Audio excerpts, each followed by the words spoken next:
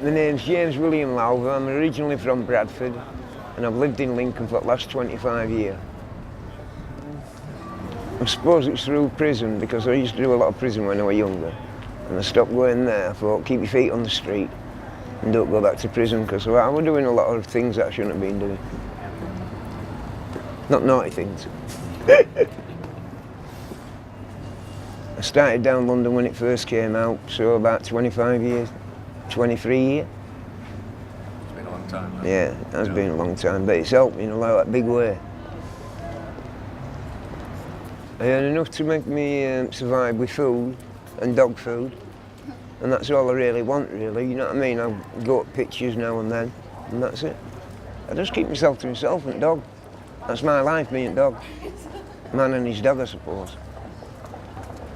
I've had him since he was 2 weeks old. I got him off my sister. I fed him on a bottle.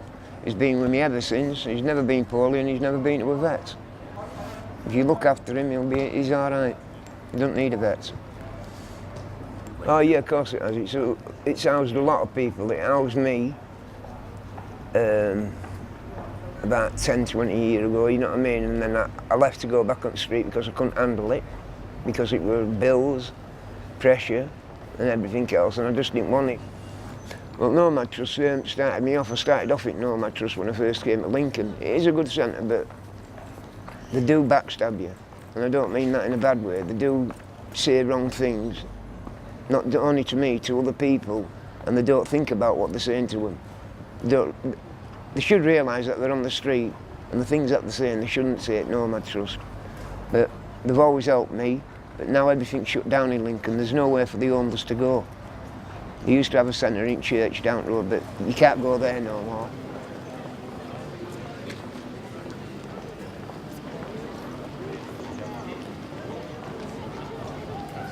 My name is Dean Bell. I'm the Housing Services Manager, and I manage all our housing and shelter for the Nomad Trust and Lincolnshire YMCA. The Nomad Trust started in 1984 by a young man called Alan Perkins, and it started with a soup kitchen and then progressed on to housing basically alcoholics, people who couldn't get housed. They'll come in through the front door. The two tables here, they'll empty their belongings out to make sure that there's nothing illegal, and then this is their time to get warm and chill and relax, watch some TV. We have some movies on at night periodically as well, and then once everyone's in, we then serve dinner from the Hatch, and I'll come and introduce you. Jane, who is our cook. She organises the food, collects it, cooks it, does everything apart from serve it because she's not here, obviously.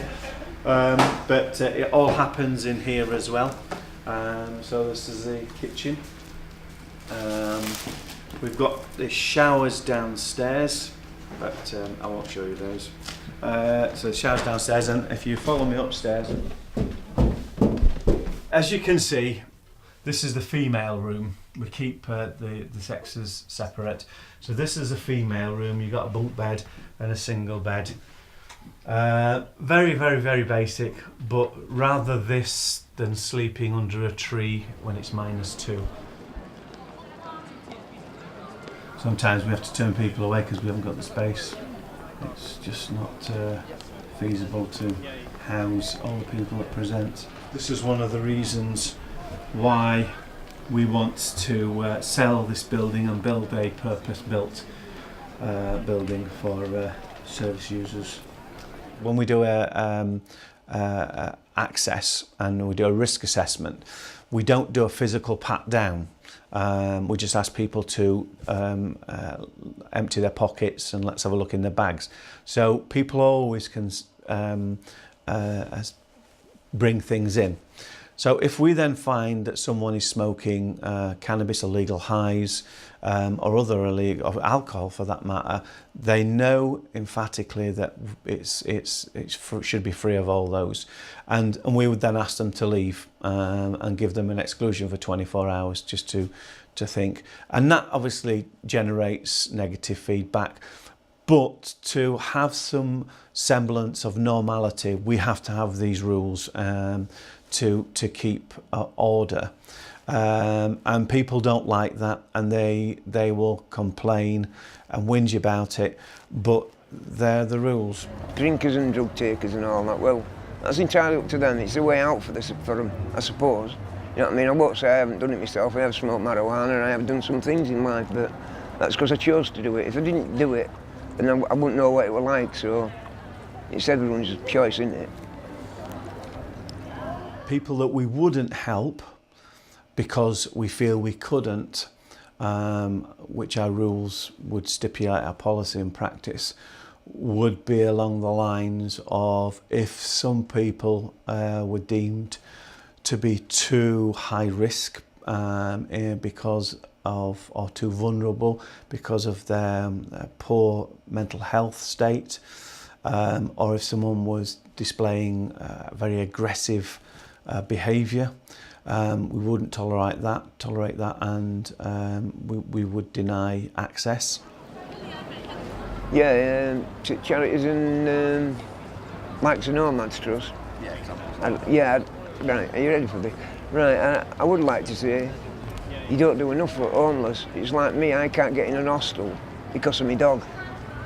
Now that's just stupid. You're trying to say to me, get rid of your dog and we'll have you in. And then what we're going to do with the dog, we're going to put it in a pound. It's going to have to find another home. And what if they get kicked out of their home? The dog suffers again. No, I just couldn't do it anymore. We bend over backwards to be accommodating, believe me, because the last thing we want to do is see people out when it's below 2, it's freezing, and you know they've got no tent or sleeping bag. We will do everything. We're very, very flexible as an organisation, and we don't want to exclude anyone.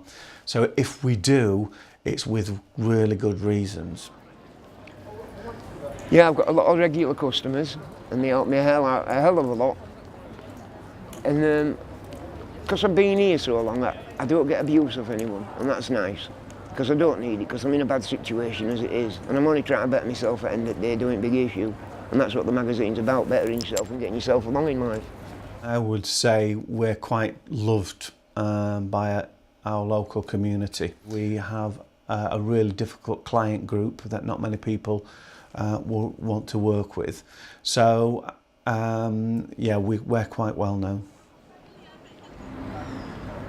Just, I suppose I'd say, just help them if you can, but if you see them and they're down and out and they're drunk and all that, just ignore them, because they don't mean what they say.